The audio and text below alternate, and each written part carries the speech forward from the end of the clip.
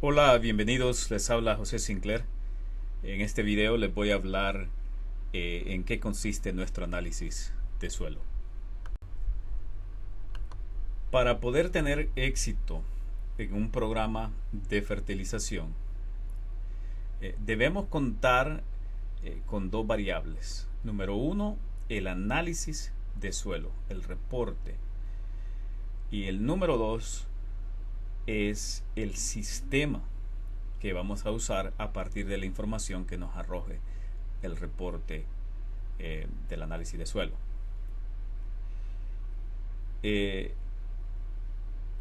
Cuando se tiene un buen análisis de suelo, pero no se tiene un sistema efectivo, entonces el resultado va a ser malo. Si se tiene un sistema bueno, pero el reporte del análisis de suelo no es correcto, entonces lo mismo, el resultado va a ser malo. Entonces aquí es donde vienen los grandes problemas en la agricultura mundial, por cuanto alguno de los dos falla. Para poder tener éxito en este programa, obviamente las dos variables fueron consideradas y el sistema tiene su propio laboratorio en los Estados Unidos, de donde vienen muestras de todo el mundo enviadas por asesores, como es mi caso, y el laboratorio nos envía esta información que entonces nosotros le aplicamos el sistema de fertilización de precisión y creamos entonces el programa de fertilización. Este programa, como ya les había mencionado en otro video, es el producto o fue desarrollado a partir del trabajo de investigación hecho por la Universidad de Missouri, de más de 100 años de investigación. Entonces es un programa, no es nuevo, es algo que ahora se está expandiendo a través de todo el mundo. Obviamente por la tecnología que tenemos ahora, la facilidad que tenemos de poder trabajar de esta forma. Entonces, en este video les voy a explicar en qué consiste nuestro análisis de suelo y van a poder ver la profundidad con la que lo hacemos y los puntos que tomamos en cuenta para tener la herramienta perfecta para los fines, que es pues hacer un programa de fertilización efectivo. En los reportes uso un lenguaje sencillo y entendible para todo tipo de público, por lo tanto una disculpa con los técnicos. Los colores representan: rojo, urge corregir; amarillo, deficiente; verde, bueno; azul, muy alto. Si tengo demasiado de ese mineral en ese suelo, ese mineral me está bloqueando otros minerales, por lo tanto es un problema. Comencemos hablando de la capacidad de intercambio catiónico. Cuando hablamos de capacidad de intercambio catiónico, estamos hablando de la cantidad de arcilla que tengo en ese suelo. 0 siendo una arena, 80 siendo un suelo muy arcilloso, raro verlos, pero sí existen. En este suelo en particular podemos ver que tenemos 8.76%, lo que nos está diciendo que es un suelo bastante arenoso. La importancia de esto es porque de esto va a depender el cómo voy a balancear ese suelo, va a depender las libras que debo aplicar de cada uno de los cationes para poder balancear ese suelo. Para expandir y entenderlo mejor, pensemos en una bodega. Esto es lo que mide, es la base coloidal de ese suelo. Entonces cada coloide en ese suelo, pensemos que es una bodega. En esa bodega deben haber 68% de calcio, 12% de magnesio, 5 a 7% de potasio, menos 3% 3% o menos de sodio, y el hidrógeno va a andar más o menos entre 10 a 15%, que eso me llevaría más o menos a un pH de 6.4, que es un pH perfecto. También ahí va a haber espacio un porcentaje como de 5% más o menos, donde van a ir los otros cationes, que los elementos menores como el hierro, el manganeso, el cobre, el zinc. Entonces, en esos puntos llevamos a un suelo a un balance. Ahora, aquí se cometen grandes errores mundialmente, porque el agricultor usa caliza, dolomita, yeso sin tener el conocimiento. Entonces, ¿qué sucede? Si usted le aplica demasiado calcio a un suelo, va a llenar la bodega de calcio y no deja espacio para el resto de los nutrientes. Por lo tanto, podría usted convertir un suelo en inservible, y en vez de hacer un favor, usted creó un problema aún mayor. Otro punto es que aquí se da una serie de reacciones químicas. Por lo tanto, cuando nosotros aplicamos calcio, el calcio me elimina un magnesio. Cuando aplico magnesio, me elimina 1.5 calcio, y así esa relación se da con todos los cationes. Para ello nosotros usamos más de 10 fórmulas para poder determinar, fórmulas matemáticas y fórmulas químicas, para poder determinar cuál es el punto de balance y cuántas libras debo aplicar de cada uno de ellos para lograr ese balance.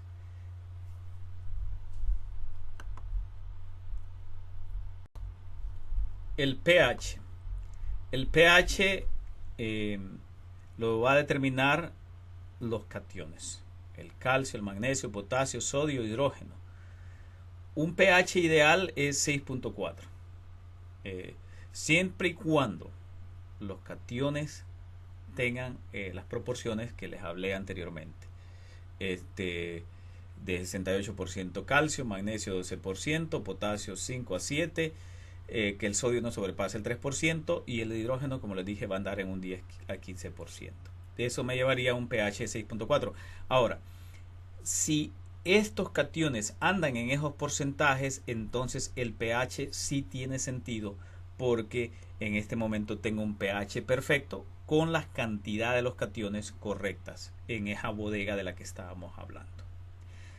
Pero el pH es impactado por todos los cationes. Entonces, es posible que tengamos un pH que pareciera perfecto con las cantidades erróneas en esa bodega. Podríamos tener bastante potasio, el potasio impacta bastante el pH, y de repente tengo un 20% de potasio, y eso está llevando el pH a un punto perfecto, pero con la cantidad errónea de los minerales en ese coloide o en esa bodega. Por lo tanto, este pH es un pH mentiroso. No podemos dejarnos llevar solo del pH para asumir de que el suelo está en perfectas condiciones o está balanceado, porque el pH nos dice solo parte de la historia. Entre ellos nos está contando una historia cuando es ácido, de que hay una falta muy grande de nutrientes, pero ahora vamos a identificar cuáles son los nutrientes que hacen falta y por qué tenemos el pH que tenemos. En este caso tenemos 5.7. Se podría decir que este pH no está tan malo, pero vamos a descubrir en este análisis de suelo que es un completo desorden. Ese espacio o esa habitación o esa bodega es un completo desorden. Sin embargo, el pH nos está diciendo que no está tan mal, pero sí hay problemas. Entonces, tenemos que tener mucho cuidado, porque tenemos que ver cómo está el suelo, y olvidarnos de cuál es el pH por un momento, y pensar bien cuando el pH está al punto correcto, pero con las cantidades exactas. El rango del pH va de 0 a 14, 7 siendo un suelo neutro, menos de 7 es un suelo ácido, y arriba de 7 un suelo alcalino. El suelo nunca se puede llevar a neutro. Cuando ustedes llevan un suelo a neutro, lo dejan prácticamente sin vida, porque el suelo necesita esa acidez para seguir. Esa acidez es la que destruye la roca y sigue absorbiendo o alimentándose el suelo de los nutrientes de la roca, y esa acidez es la que no está prácticamente. Esa acidez también va a influir en alimentar a la planta, etcétera, etcétera. Entonces siempre se tiene que tener esa acidez, y se considera que si estamos en 6.4 tenemos la acidez correcta para que un suelo esté funcionando a un 100%. Materia orgánica versus humus. ¿Qué es materia orgánica? ¿Qué es humus? La materia orgánica es toda la hojarasca, todos los residuos. Ahora, la pregunta que hay que hacernos es en qué estado de descomposición está esta materia orgánica. Por lo tanto, cuando medimos la materia orgánica, prácticamente no estamos midiendo nada, porque no sabemos qué efecto tiene en el suelo. Puede tener un efecto negativo o puede tener un efecto positivo, que eso es muy profundo para hablar ahora. Cuando medimos el humus, sí estamos midiendo algo, porque estamos midiendo, cuando medimos el humus, entonces podemos determinar en qué estado están los aniones o cuántos tenemos de los aniones. En nuestro análisis no medimos la materia orgánica, sino que medimos el porcentaje de humo. Entre más alto es el porcentaje de humus, mayor será la fijación de nitrógeno, fósforo, azufre, boro, cloro, molibdeno. Estos son los aniones. El humus es la bodega que usa el suelo para retener los aniones. Cuando es bajo este porcentaje, las pérdidas por lavado son muy altas. El humus es la vida de un suelo, es la sangre de un suelo, ya que es el único que puede fijar los aniones y los cationes. Escuchen muy bien aquí que el humus es el único que tiene la capacidad de fijar tanto aniones como cationes a la misma vez. El humo tiene tantas cargas negativas y positivas, por lo tanto tiene esa flexibilidad de poder almacenar o absorber los dos. Contiene una base coloidal 3 veces más absorbente a la que tiene la arcilla. Por lo tanto, si tenemos un suelo rico en humus, aunque tengamos una capacidad catiónica baja, el suelo va a tener una potencia, por así decirla, muy buena, o una capacidad muy buena de absorción, porque el humus absorbe 3 veces más que la arcilla. Por lo tanto, veamos este suelo. En este suelo tenemos muy baja la capacidad de intercambio catiónico, pero tenemos un suelo con 5.5 de humus. El humus 0 habiendo nada, y 5 ya siendo una cantidad, un porcentaje alto. Hay suelos que tienen más. Por lo tanto, aquí, aunque tenemos un suelo con baja capacidad de intercambio catiónico, tenemos un suelo muy rico en humus. Por lo tanto, es un suelo que va a tener una buena capacidad de retención de nutrientes. Y si aplicamos, aquí vamos a tener más efectividad y menos desperdicio de fertilizante, porque al tener un bajo humus y al tener una baja capacidad de intercambio catiónico, es posible que más del 50% de los fertilizantes los estemos botando por cuanto son lavados.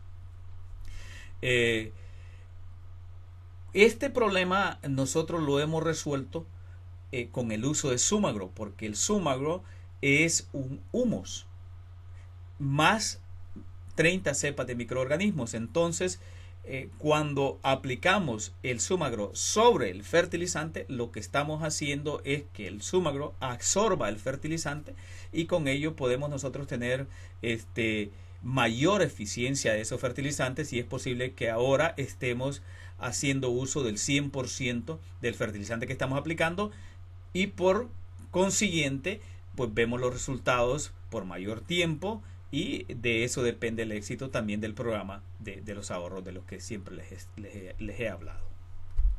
Entonces, cuando vemos la capacidad de intercambio catiónico de un suelo, al mismo tiempo vemos el humus que tenemos en el suelo, para poder determinar la dosis que vamos a aplicar de fertilizante en cada fertilización, para poder no desperdiciar el fertilizante.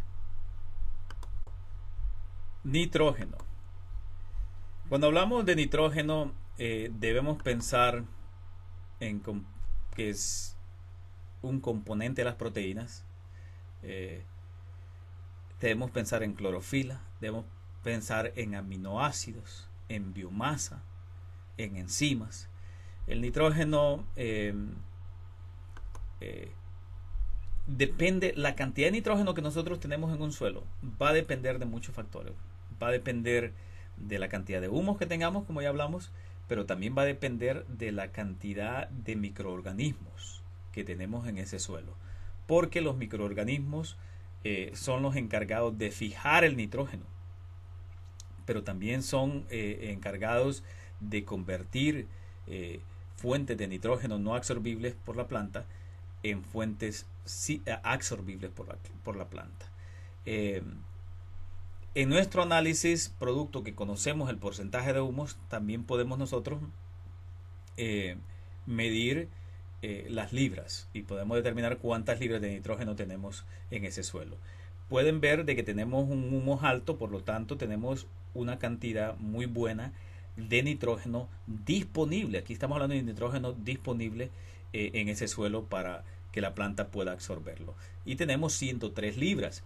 Con estas 103 libras que tenemos, más aplicando el Sumagro, que es microorganismos que van a ir a fijar nitrógeno, entonces yo puedo al momento de formular ahorrarle mucho dinero en nitrógeno, por cuanto puedo determinar que voy a tener un flujo, una producción diaria de nitrógeno que podrían satisfacer las necesidades de esa planta. Por lo tanto debo bajar el nitrógeno. Si trabajo con mucho nitrógeno y aplico más del nitrógeno que debo aplicar, voy a tener serios problemas, porque el nitrógeno va a comenzar, llega un momento en la aplicación de nitrógeno que cuando se sube esa cantidad, se sobrepasa esa cantidad límite, el nitrógeno comienza a trabajarme en sentido contrario y comienzo a perder producción producto de un exceso de nitrógeno. Entonces, en nuestro análisis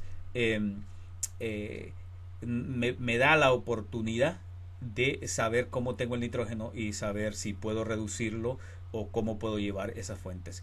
Con este sistema, el objetivo eventualmente, cuando haya una producción alta de nitrógeno, podemos prácticamente no aplicar nitrógeno y pasar a una agricultura orgánica muy fácilmente, porque las demás se pueden trabajar los otros nutrientes en tener reservas, pero el nitrógeno es un problema porque es difícil tener reservas en un suelo. Sin embargo, con este sistema sí podríamos tener esa producción diaria y poder no usar las cantidades tan grandes de nitrógeno, y es posible hasta no volver a usar nitrógeno químico. Azufre. En mi experiencia he notado que el azufre no se le ha dado la importancia que tiene. De hecho, después del nitrógeno y del potasio, el azufre es lo que más necesita la planta, aún superando al fósforo. Deseamos producto que podemos medir el humus, también nos puede dar con exactitud cuántas partes por millón tenemos de sulfatos ya disponibles para la planta. Trato siempre en mis formulaciones de mantener un 31 partes por millón de sulfatos, para que no vaya a ser el azufre pues el eslabón flojo y me vaya a impactar la producción producto de la falta de azufre. Cuando hablamos de azufre, de sulfatos, estamos hablando de la importancia que tienen con la semilla, en el enraizamiento de la semilla. Proteínas. Hay dos proteínas que son, cuando medimos, siempre se ha estado midiendo la proteína, midiendo el nitrógeno. Sin embargo, eso puede ser mentiroso. Cuando para poder medir proteínas se debería medir la presencia de metionina en lo que estemos midiendo de proteína, y eso nos podría decir el porcentaje de proteína que tenemos en una fruta, por poner un ejemplo. La metionina lleva azufre en su cadena, por lo tanto, si tenemos un suelo pobre en azufre, no estaríamos produciendo metionina. Tampoco la cisteína también es otra que lleva azufre en su cadena. Entonces, estas dos proteínas son muy importantes y llevan azufre en su cadena. Por lo tanto, al tener un suelo pobre en azufre, vamos a tener serios problemas de producción de buena proteína.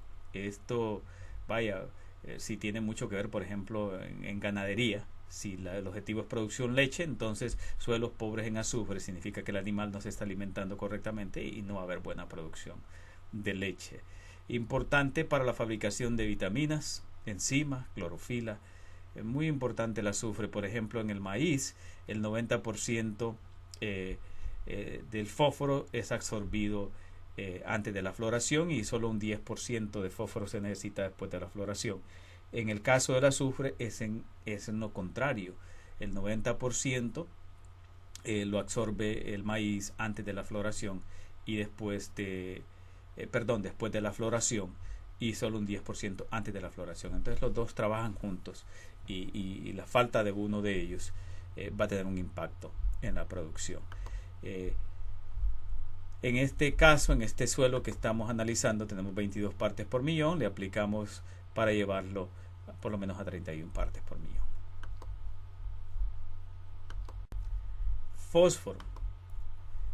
El fósforo se usa no en grandes cantidades como se piensa. Lo que hacemos aquí, me lo mide en libras. En este caso, en este suelo tenemos 95 libras. Entonces lo que hago es que veo la necesidad de fósforo que nosotros tenemos para esa producción, para X producción, y trato de nivelarla a ese punto. El fósforo es bien complicado porque el fósforo, por ejemplo, cuando lo aplicamos en un 1846-0, es bien inestable, y el fósforo en su estado natural está unido al calcio. Entonces cuando se aplica a un suelo desbalanceado, vuelve a su estado natural y se une al calcio muy rápido, y es posible que nosotros estemos perdiendo un suelo bajo de humus, por ejemplo, estemos perdiendo más del 50% del fósforo que aplicamos a un 1846-0. En algunos casos es cuestión de horas que se une al calcio, y una vez que se une al calcio ya no es absorbible para la planta, o puede ser 3 meses más o menos que se vuelve a su estado natural. Cuando nosotros tenemos un suelo muy rico en microorganismos, que son los encargados de desbloquear el fósforo, lo separan del calcio, entonces, y lo convierten en fosfatos, entonces tenemos una producción muy buena de fósforo. He ahí la importancia del Zumagro, porque nos provee el humus para poder absorber este fósforo cuando lo aplicamos a un 1846-0, más los microorganismos para que no lo dejen unirse al calcio y que esté disponible en fosfatos. Hablar de fósforo, estamos hablando de fotosíntesis, de respiración, de energía. Es el encargado de transferirla, de mantener la energía, de división celular, importante para la formación de tejidos, para semilla, para flores, para dientes y huesos, tanto de que el 95% de los compuestos de los huesos y los dientes es fosfato de calcio. Entonces, cuando tenemos un suelo muy bajo en fósforo y en calcio, vamos a tener serios problemas en los animales que se alimentan de esos suelos, en huesos, y es ahí donde vemos, en el caso de la ganadería, esas vacas Holstein que crean una curva en el hueso de la columna, producto de que lo que ha sucedido es que la misma vaca se ha ordeñado de su propio calcio y fósforo para poder producir leche, y una vez que eso sucede, el animal muere, producto de que ha llegado a un punto crítico de falta de fósforo y de calcio, y todo depende del suelo donde se esté alimentando el animal. He ahí la gran importancia de estar monitoreando el calcio y el fósforo en un suelo. En el caso del maíz, por ejemplo, si es muy falto en fósforo, la mazorca nunca se llena. Entonces, si tenemos problemas de mazorca, hay que poner atención en dos cosas: si es o el boro el problema, que por eso no se llenó la mazorca, o es el fósforo. Imagínense en muchas hectáreas de maíz que esa mazorca no termine, no culmine llenándose. Estamos hablando de miles de libras de maíz, y podría ser producto de la falta de fósforo. Calcio. El calcio lo medimos en libras. ¿Recuerdan cuando les hablaba de los cationes que están estrictamente relacionados con la capacidad de intercambio catiónico que tenga un suelo? Entonces esto determina, en este suelo que tiene 8.76 creo de capacidad de intercambio catiónico, entonces me está diciendo cuántas libras. Aquí debo tener en el suelo 2.382 libras, tengo disponibles 1.248 y me hacen falta 1.134. Pero el problema que hay, que como cuando aplico calcio también me elimina el magnesio, y viceversa. Entonces ahí vienen la cantidad de fórmulas, las 10 fórmulas que le estaba hablando que usamos nosotros para medir tanto matemáticamente como químicamente cuántas libras debe tener ese suelo. Y muchas veces van a ver ustedes que tenemos suficiente calcio o suficiente magnesio y en la fórmula le estamos aplicando calcio y magnesio. ¿Por qué estamos haciéndolo? Aunque pareciera que no lo necesitamos, estamos haciéndolo para compensar lo que nos estaría quitando el uno o el otro. También lo medimos en porcentaje. Entonces el porcentaje que nosotros andamos buscando que tengamos más o menos un 68% de calcio en esa base coloidal. El calcio, cuando hablamos de calcio, debemos pensar que el calcio es la parte, es muy importante en la pared celular, en la fecundación, en el desarrollo uniforme del fruto. Pero hay algo muy importante en el calcio, que el calcio está estrictamente relacionado con el nitrógeno.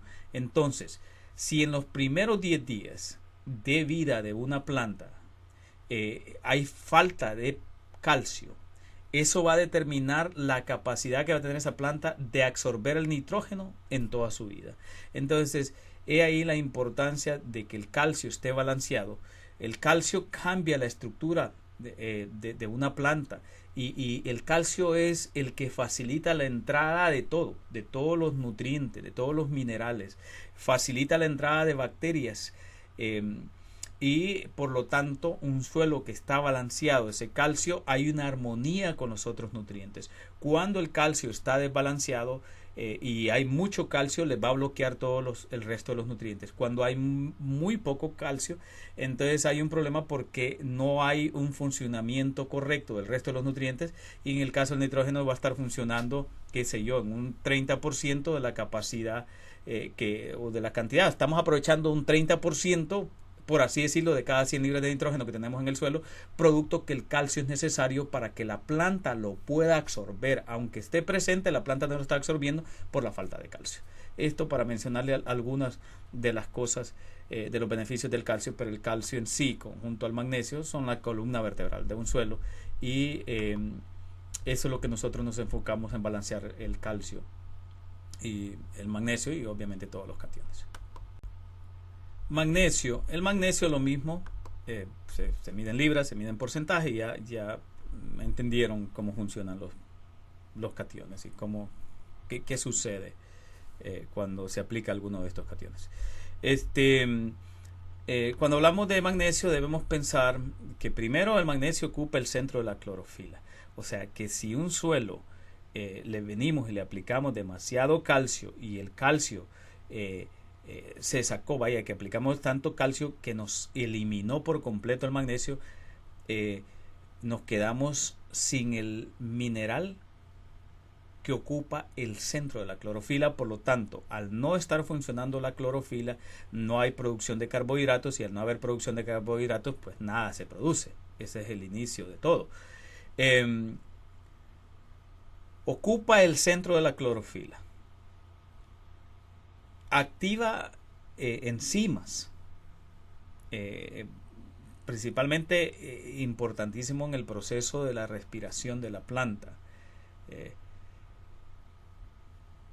Cuando el magnesio anda bien en un suelo, entonces va a haber un gran aprovechamiento de la producción de carbohidratos que vienen del oxígeno, del hidrógeno, del carbono y del nitrógeno. Entonces, que estos son los elementos que se adquieren a través del aire, de la atmósfera, del agua, y esto representa 95% de una planta. El otro 5% viene del suelo y es el resto de los nutrientes. Este 95% de esa planta es una producción de carbohidratos en la cual el magnesio es el centro de todo de todo este engranaje, de todo esto que está pasando, por cuanto ocupa el centro de la clorofila. Entonces, el magnesio, cuando tenemos un suelo que tenemos poco magnesio, no hay producción, y cuando hay demasiado calcio en un suelo, es importante que lo apliquemos de una forma foliar por mientras la planta comienza a absorberlo del suelo. Potasio. El mismo procedimiento para no seguir repitiendo lo mismo. Se calcula en libras y también en porcentajes. El potasio, cuando hablamos de potasio, el potasio es el puente. Imaginémonos que de la producción, en el momento de la producción de carbohidratos, cuando tenemos el 95% que viene de los elementos de la atmósfera, que hablaba del nitrógeno, el carbono, oxígeno, hidrógeno, el potasio es el puente, el enlace entre esta fuente de carbohidratos y el resto de los nutrientes para la formación de las proteínas. Por lo tanto, el potasio juega un papel central en todo este engranaje para que conectar los carbohidratos con las proteínas. Formación del grano como fuente de energía, como es libre, el potasio es libre en la planta porque sirve de ese puente. Es importante en la fotosíntesis, aunque el potasio no forma parte del centro de la clorofila, pero sí recuerden que es el enlace entre los carbohidratos que se están dando en el proceso fotosintético. Por lo tanto, el potasio está sirviendo de ese puente para un buen funcionamiento de la fotosíntesis. Para transportar y guardar esos carbohidratos sirve como de bodega para almacenar los carbohidratos y poderlos conectar con los otros nutrientes para la formación de proteínas, como les sigo repitiendo. Mantiene reservas importantes para mantener las reservas en la raíz, como sirve como bodega. Es importante también en la fundación y en la construcción de la base y el desarrollo celular y síntesis de proteínas. Es el promotor, el potasio es muy importante porque junto al cobre son promotores de resistencia o defensas contra enfermedades y el estrés en una planta. Cuando tenemos una finca muy pobre en potasio, van a haber serios problemas de estrés en esa finca. Otra cosa muy importante de mencionar aquí es que el potasio siempre tiene que ser el porcentaje arriba al sodio, porque si el sodio supera en porcentaje al potasio en un suelo, lo que sucede es que lo bloquea y la planta absorbe sodio en vez de absorber potasio, e inmediatamente la planta va a morir por cuanto el sodio la va a intoxicar. Entonces es importante que siempre el potasio esté arriba del sodio. Y cuando ustedes vean en su finca que se le están muriendo plantas sin ninguna explicación alguna y piensan que son nematodos, es muy importante que monitoreen cómo está el sodio y el potasio, porque en la mayoría de los casos he visto que el problema es que el sodio ha superado el potasio y por eso se están muriendo las plantas. Potasio muy importante en la producción de biomasa. De hecho, es el más importante en la producción de biomasa. El sodio, monitorear, debemos, como acabo de mencionar, monitorear mucho el sodio, porque de ser superior a 3% nos está causando problemas ya sencillamente porque el sodio se está acercando demasiado al potasio, y al sobrepasar el potasio, como les dije, es un problema serio porque va a matar a la planta, va a intoxicar a las plantas y puede pues prácticamente perder una plantación en cuestión de días. Entonces hay que estar monitoreando mucho el sodio.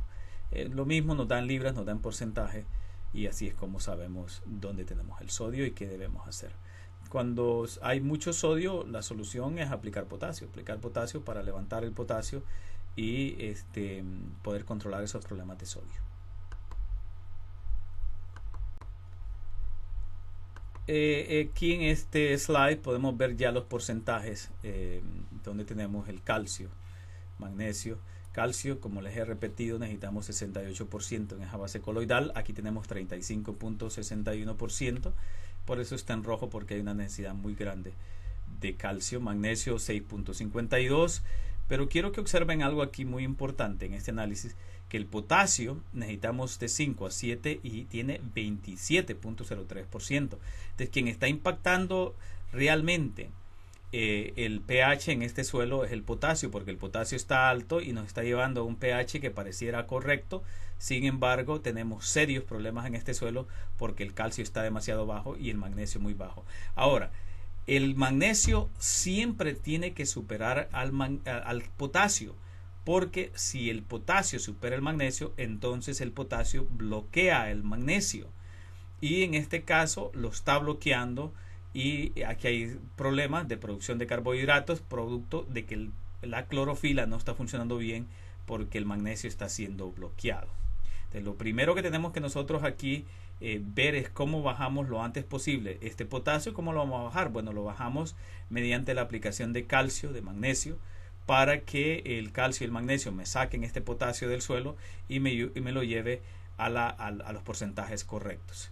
Aquí han habido grandes pérdidas con este agricultor porque él seguía aplicando grandes cantidades de potasio y lejos de hacerle un bien, le estaba creando un problema aún superior a su suelo, sin mencionar que ahora tenía problemas de producción producto de que le seguía aplicando potasio y grandes pérdidas económicas porque está usando un potasio que no necesita. He ahí los ahorros que van a obtener con nuestro sistema. El sodio 0.84% está muy bueno. El hidrógeno, como pueden ver, necesitamos 10-15% y anda en 24%. O sea que no hay tanta acidez en este suelo, pero esa acidez en el suelo, quien ha estado controlando es el alto potasio, pero lejos está de ser un suelo balanceado. De hecho, es un suelo con serios problemas y debemos corregir lo antes posible el calcio y el magnesio para que todo se corrija. Pueden ver aquí que del momento que el calcio bajó, subió el potasio. Si el calcio estuviera bien, ese potasio estaría controlado.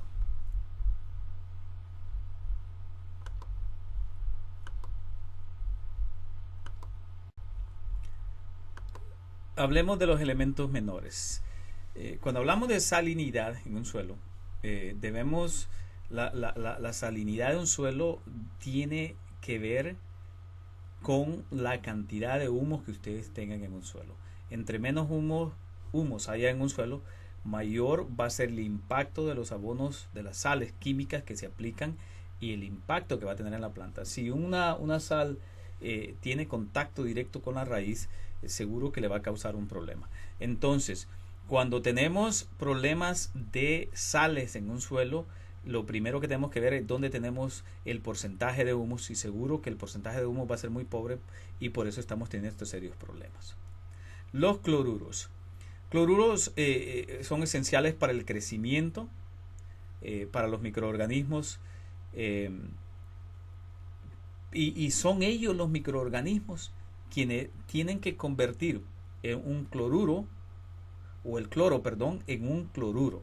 Entonces, cuando tenemos un suelo muy bajo en humus, obviamente tendríamos un suelo muy pobre en microorganismos porque el humus es el alimento de los microorganismos. Entonces, los dos van juntos. Si tenemos poco humus, tenemos poca vida microbiana, y generalmente al tener poco humus tenemos mucha actividad de microorganismos anaeróbicos que son los causantes de todos los problemas en un suelo. Cuando el humus está alto, entonces nosotros tenemos buena cantidad de microorganismos benéficos, y cuando aplicamos nosotros Sumagrow, que es un humus más microorganismos, entonces resolvemos poco a poco, vamos resolviendo los problemas de salinidad de un suelo, y estamos agregando todos los microorganismos para que los aniones puedan ser transformados en formas que la planta puede absorber. Los cloruros, cuando lo tenemos a 25 partes por millón, están muy bajos. 120 hasta 250 están muy bien, pero cuando superan los 250 partes por millón están muy altos y debemos controlarlos. Cuando hablamos de cloruros, tenemos que también pensar en KCl. El KCl trae cloro, o cualquier producto, cualquier fórmula que traiga cloro, porque el cloro se va almacenando en el suelo y entonces llega a un punto tan alto que podría convertirse, o se convierte, en un desinfectante, y el cloro nos está matando toda nuestra vida microbiana en ese suelo, por lo tanto causando otros problemas más severos que van a terminar en salinidad. Sin microorganismos en un suelo, el suelo está muerto, porque los microorganismos son los que se encargan de creación de humus. Ahora, gracias a Dios, con un producto como Sumagrow, aunque tengamos un suelo pobre en humus, nosotros le aplicamos el humus y más los microorganismos pero resolvemos el problema inmediato y luego poco a poco ya vamos trabajando con cómo levantando esas cantidades de humo, pero resolvemos el problema inmediato.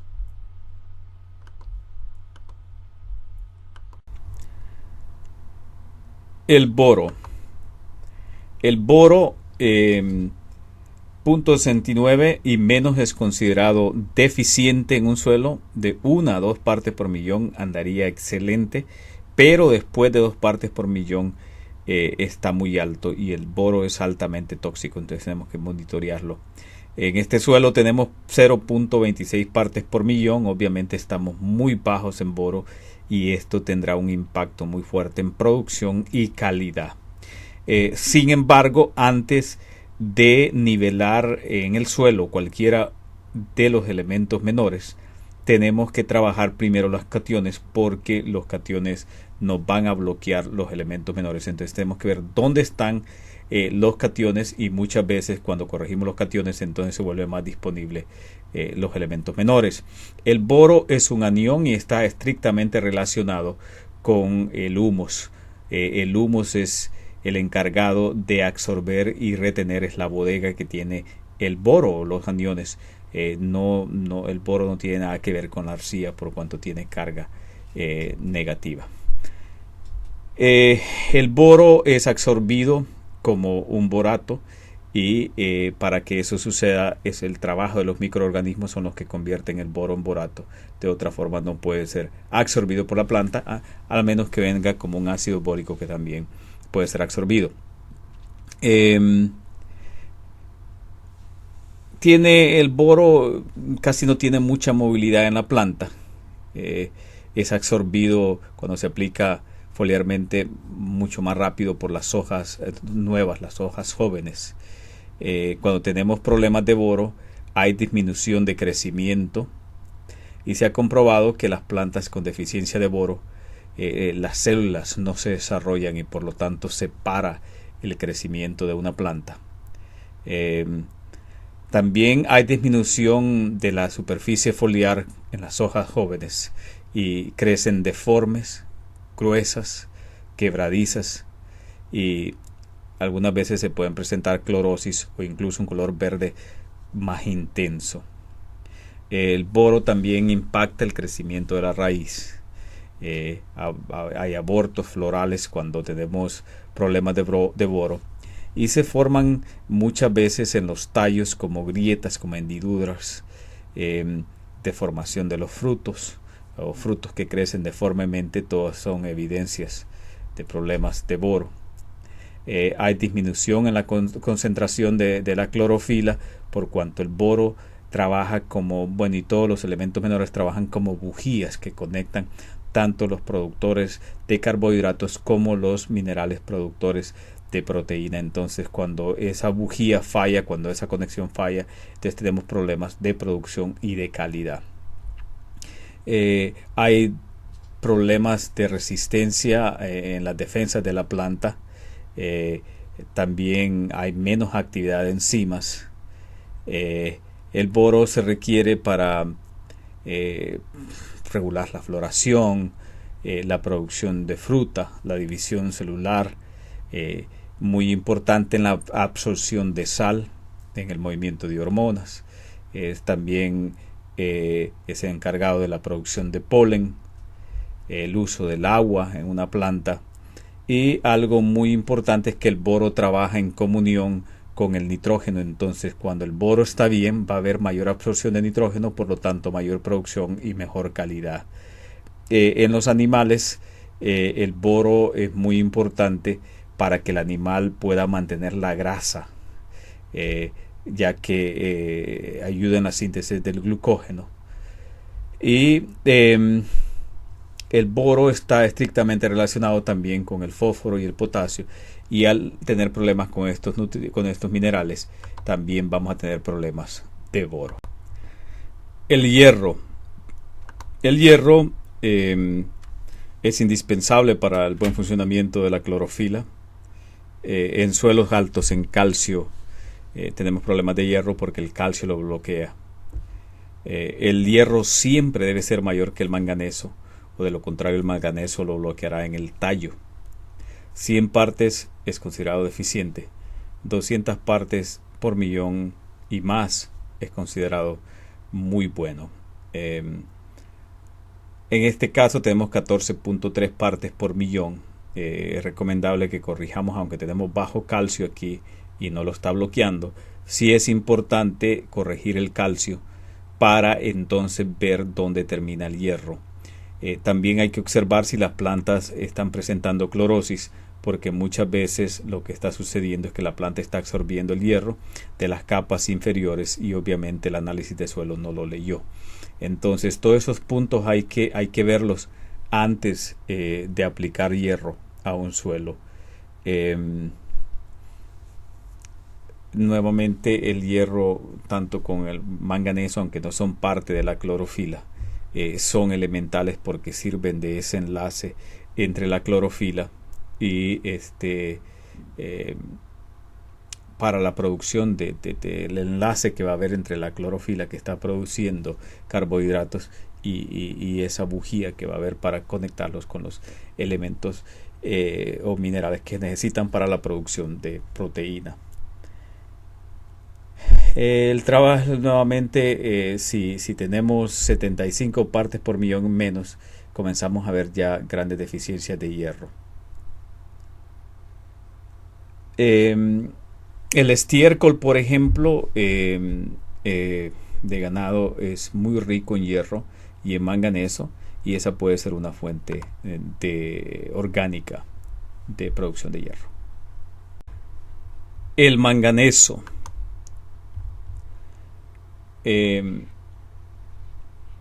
Anteriormente mencioné que el manganeso está estrictamente relacionado con el hierro y siempre tiene que ser menor que el hierro o va a bloquear el hierro en el tallo. 40 partes por millón es considerado deficiente, 100 partes a 250 partes es considerado muy bueno. Después de 250 partes por millón es un problema porque está demasiado alto. En este caso, en este suelo tenemos 38 partes por millón, por lo tanto está muy bajo. Y aplicamos lo mismo que hemos estado hablando. De aquí vamos a trabajar de forma foliar por mientras corregimos el problema en el suelo, pero para eso hay que corregir primero los cationes. El manganeso está relacionado estrictamente con el potasio y el magnesio, y los tres son esenciales para la producción de carbohidratos. Los tres trabajan juntos en el proceso fotosintético, aunque el manganeso no es parte de la clorofila, pero sí sirve de enlace. Las deficiencias del manganeso generalmente se dan en suelos altos, suelos pesados, muy arcillosos. El manganeso trabaja de una forma antagónica con el calcio y el fósforo. Cuando el calcio y el fósforo están balanceados, habrá mayor absorción por la planta de manganeso. Sin embargo, si el calcio está muy alto, va a bloquear el manganeso.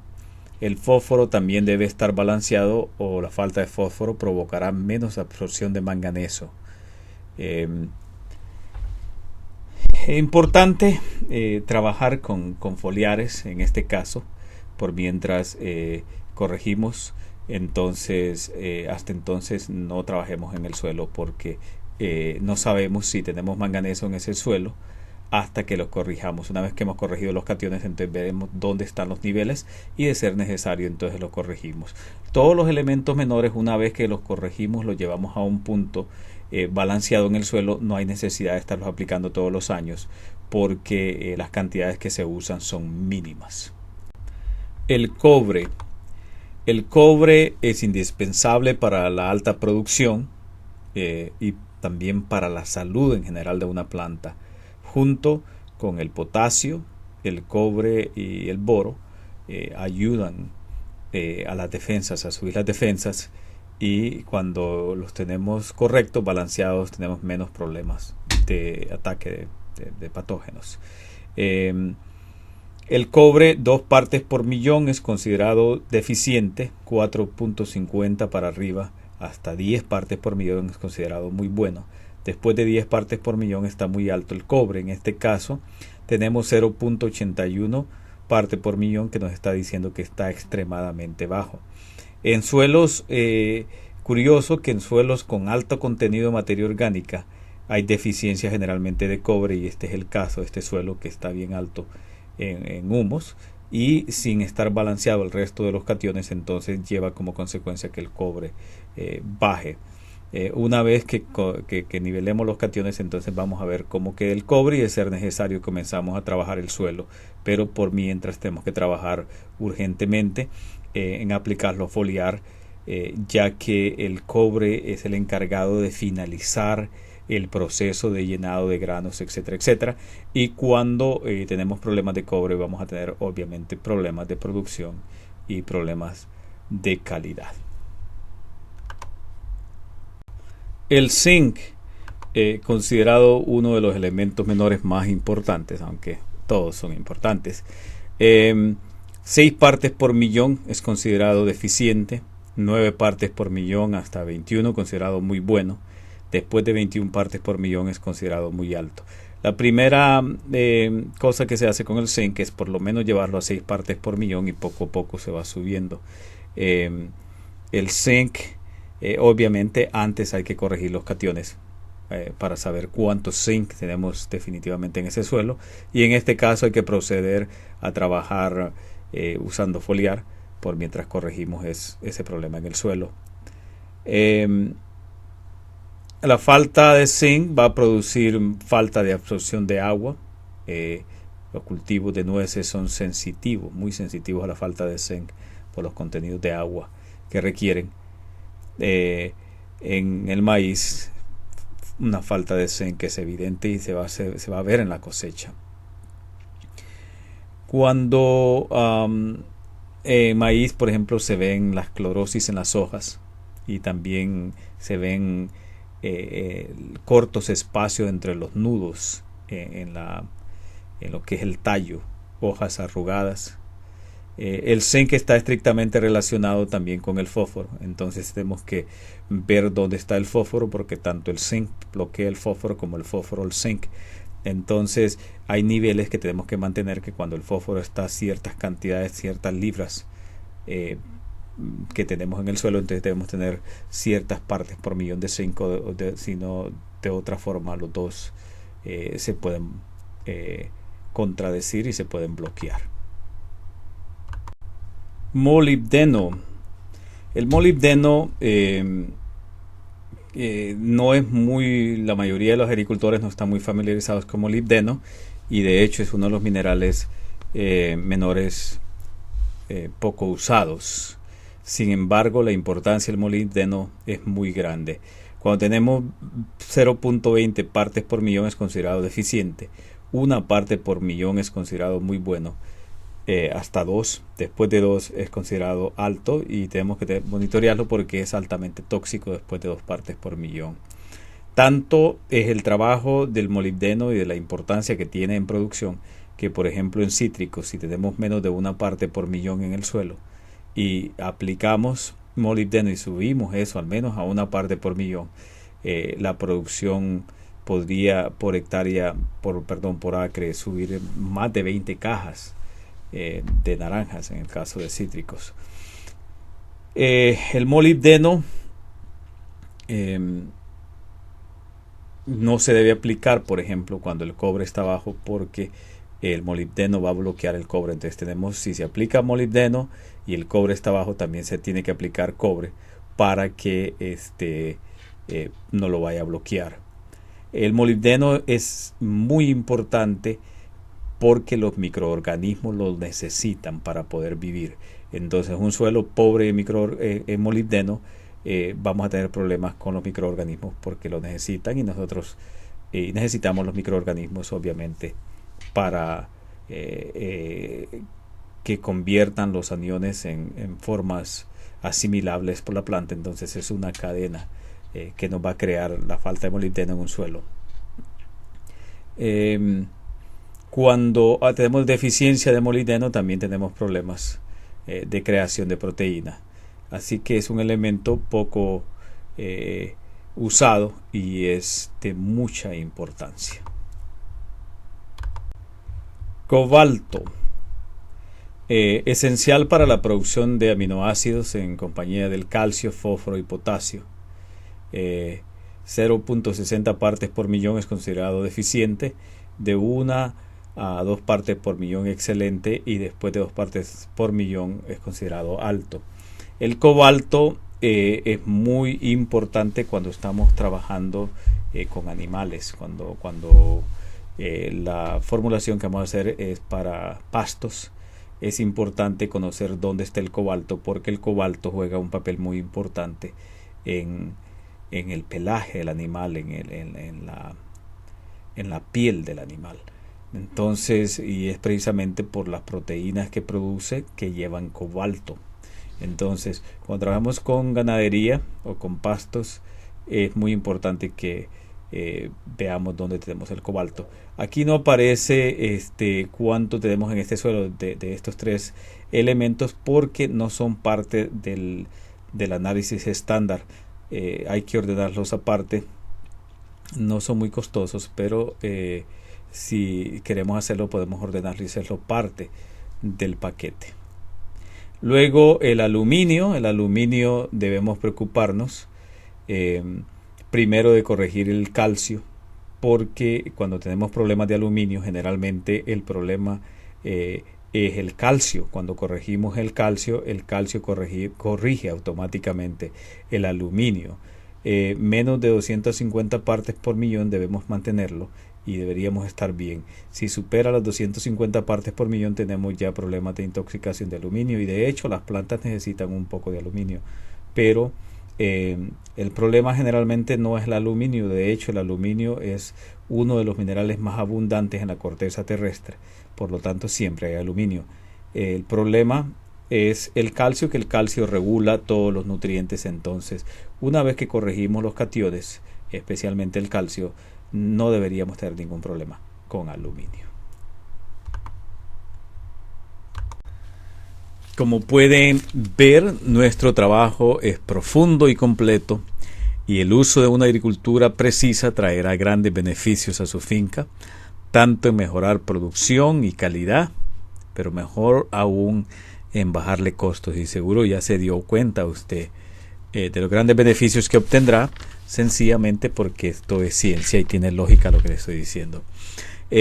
Con este programa, cada año que pase, el estado de su suelo mejorará, y es posible que eventualmente podamos comenzar a producir orgánicamente.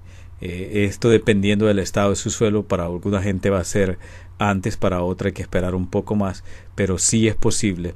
Esto gracias al uso del Sumagro, que nos estaría llenando el suelo de microorganismos fijadores de nitrógeno, y una vez que nosotros nos volvemos independientes del nitrógeno, y este nitrógeno lo podemos conseguir a través del trabajo de los microorganismos, entonces lo demás es manejable, pero no el nitrógeno. Obviamente aquí va a haber un enriquecimiento de los aniones, y si nivelamos los cationes, pues tenemos la fórmula perfecta para poder producir orgánico o productos de mucha mejor calidad. Entonces, en el caso del café, la tasa le va a mejorar, producto de que es un suelo balanceado con una alta producción proteínica. Sin más que decirles, si les interesa lo que han escuchado, con gusto va a ser un placer hacerlos parte de este programa, y pueden visitarnos a www.corporacion.org para que puedan ver testimonios, fotografías de personas que ya están usando el programa con excelentes resultados. También vamos a abrir un blog para poder estar en comunicación, y ustedes puedan hacer sus preguntas públicamente, con el objetivo de que a través de sus preguntas y la respuesta que les demos, los demás agricultores se puedan beneficiar. Entonces vamos a volver la página interactiva para que podamos ayudarnos mutuamente y hacer un equipo de trabajo. Quiero que tengan muy claro que no estamos vendiendo un producto, sino que estamos trayéndoles a ustedes tecnología de punta para que trabajemos juntos y que este sea una herramienta y que su empresa crezca, y con el crecimiento de esa empresa también nosotros podamos crecer. Nuestra filosofía es siempre de que el servicio que le demos a ustedes sea superior a cualquier pago que nos puedan hacer o cualquier cargo que nosotros podamos hacer por los servicios. Siempre nuestra filosofía es esa, de que usted se sienta satisfecho y que sepa que está invirtiendo en algo que sí le está devolviendo su dinero. Puede escribirnos también a corporacionsinclair@gmail.com. Puede llamarme a los Estados Unidos si gusta al 609-233-4847. Y luego pues va a estar trabajando con alguien local, y a través de esa persona que nos va a servir de puente pues podemos trabajar en equipo. Se está pensando en el futuro también trabajar. Tenemos a una persona muy importante en el equipo que es un experto en exportaciones, y lo que andamos buscando eventualmente es organizarles a ustedes para que podamos conseguir mejores mercados para sus cultivos, sea cualquier tipo de cultivo. Pensamos en café, pero podría ser cualquier tipo de cultivo una vez que estemos organizados, porque lo que buscamos también es poderlos certificar a través del programa. Sumagrow es un producto que es un OMRI approved. Eso significa que está aprobado por OMRI en los Estados Unidos, que es una de las empresas que certifica orgánicamente. Eso nos va a beneficiar grandemente porque podríamos exportar bajo esa bandera. También, a raíz que estamos trabajando con un programa repetitivo, entonces podemos nosotros prácticamente asegurar de que si tuvimos una buena cosecha este año, el siguiente año va a ser mucho mejor. Por lo tanto, podemos conseguir una certificación en donde le estaríamos asegurando a los importadores de que el producto es de buena calidad. Entonces, todas estas cosas tenemos en mente con el objetivo de que ustedes tengan mejores precios y que ustedes estén bien, que ustedes puedan ganar y puedan convertir su finca en una empresa productiva. El éxito de ustedes va a ser el éxito de nosotros, y esa es la idea. Muchas gracias por escucharme. Espero que les haya servido lo que les he expuesto aquí, y con la expectativa de trabajar con ustedes.